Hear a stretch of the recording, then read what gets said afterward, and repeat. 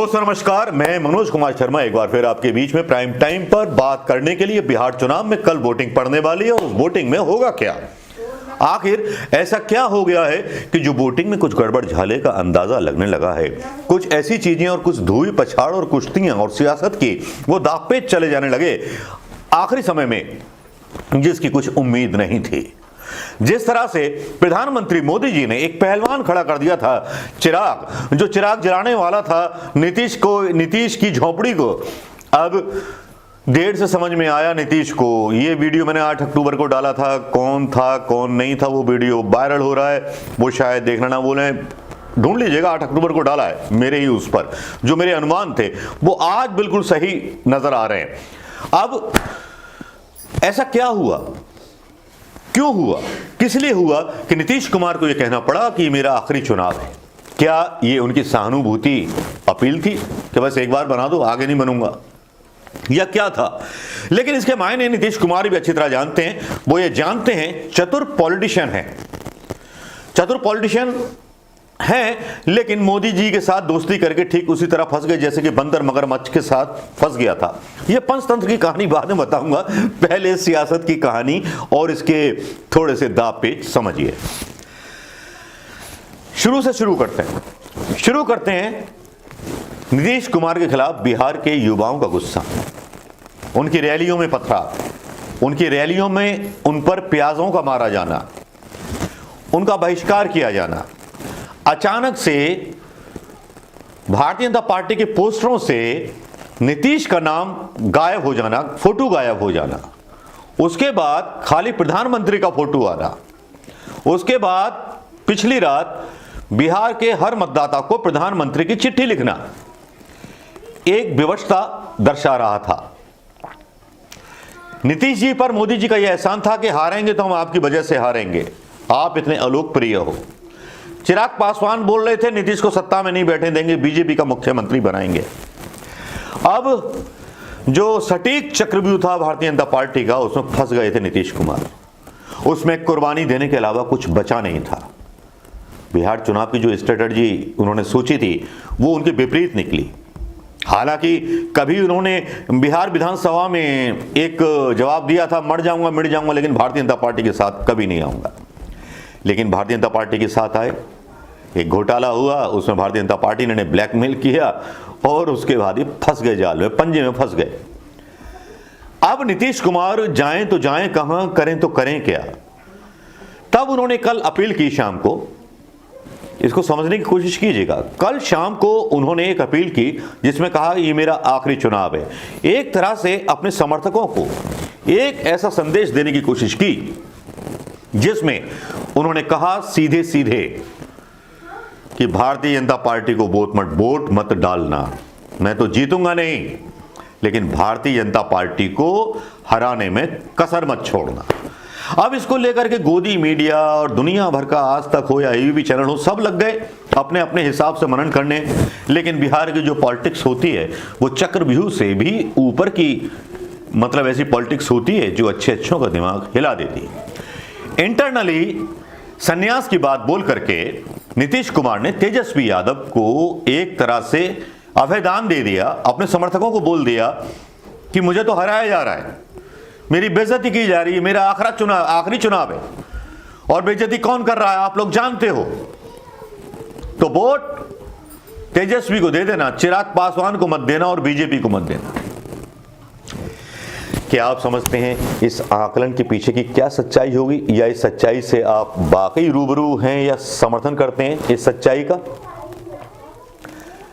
क्योंकि जहां तक शुरू से, जब से शुरू हुआ है बिहार चुनाव, तब से आप सोचिए कि किस तरह से नीतीश कुमार को साइड ट्रैक किया गया, किस तरह से चिराग पासवान की एंट्री होती है, किस तरह से चिराग पासवान की एंट्री के बाद चिराग पासवान का बयान आता है कि मैं मोदी जी का हनुमान हूं, और उसके बाद प्रधानमंत्री मोदी आते हैं अपनी रैलियों में, एक बार भी चिराग पासवान पर हमला नहीं करते, चिराग पासवान मोदी जी पर हमला नहीं करते।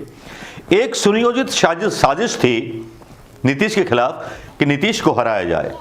शायद नीतीश को यह बात देर से समझ में आई, और देर से समझ में आने के बाद एक तरह से बिहार का पोल जो कल होने वाला है उसमें बड़े क्रांतिकारी एक तरफा वोट पड़ने वाले, मैं आपको बता दूं, ये जो चुनाव है अब बिहार वर्सेस मोदी हो गया या बिहार वर्सेस गुजरात हो गया है, जहां नीतीश कुमार ने अपना मैदान छोड़ दिया है। हालांकि कांग्रेस का भी बयान आता है, कांग्रेस अपने दावे करती है कि वो हार चुके हैं, थक चुके हैं, हालांकि तेजस्वी भी यही बात बोलते रहते हैं। लेकिन यहां समझिए, चीजों को समझना भी पड़ेगा। आपातकाल के झंझावात से उभरे हुए नीतीश कुमार, जो कभी लालू प्रसाद यादव के साथी थे, जिन्होंने कांग्रेस को बेदखल कर दिया था, बिहार की राजनीति से खत्म ही कर दिया था, आज ऐसी मजबूरी आ जाए कि 15 साल के शासन के बाद जब उनको ये अपील करनी पड़े कि ये मेरा आखिरी चुनाव है। शब्दों के मायने समझिएगा, शब्दों के रहस्य को समझिएगा।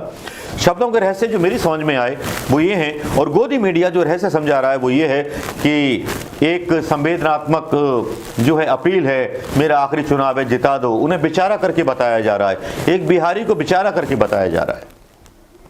ये बड़े शर्म की बात है, क्योंकि इससे साफ पता चलता है कि किस तरह से भारतीय जनता पार्टी के संगठन की मानसिकता है, किस तरह से अपने भागीदारों को बेइज्जत करती है, उनके साथ पॉलिटिक्स खेलती है।